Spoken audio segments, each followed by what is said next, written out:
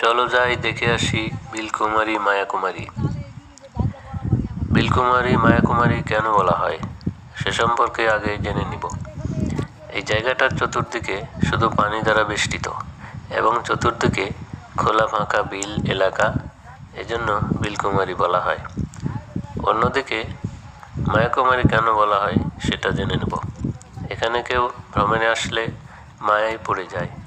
এখানকার প্রাকৃতিক লীলাভূমি ও তার অপরূপ সৌন্দর্যে পরিপূর্ণ। প্রকৃতির বাতাস এবং অপরূপ পানির ঢেউ খেলানো ঝলকানিতে দর্শনার্থীদের মন ছুঁয়ে যায়। এজন্য এখানে কেউ ভ্রমণে আসলে ফিরে যেতে চায় না, মায়ায় পড়ে যায়, তাই এর নাম দেওয়া হয় মায়াকুমারী। এই জায়গার অবস্থান জেনে নেব। এই বিল এলাকা রাজশাহীর তানোর ও মোহনপুরে উপজেলায় অবস্থিত। এই বিলের মাঝখানে একটি ব্রিজ আছে, একে হাওড়া ব্রিজ বলা যায়।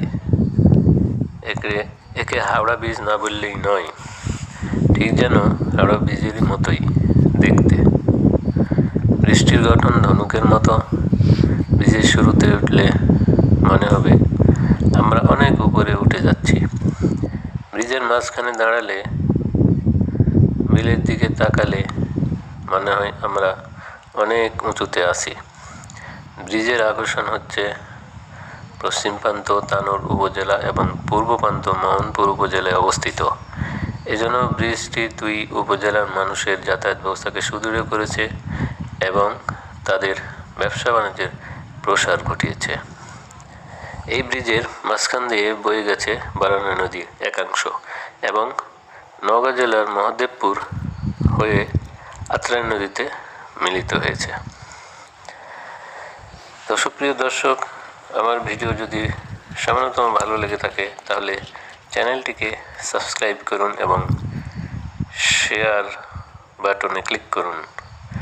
পরে আবার কথা হবে অন্য কোনো স্থানে, অন্য কোনো জায়গায়। সুস্থ থাকুন, ভালো থাকুন, খোদা হাফেজ।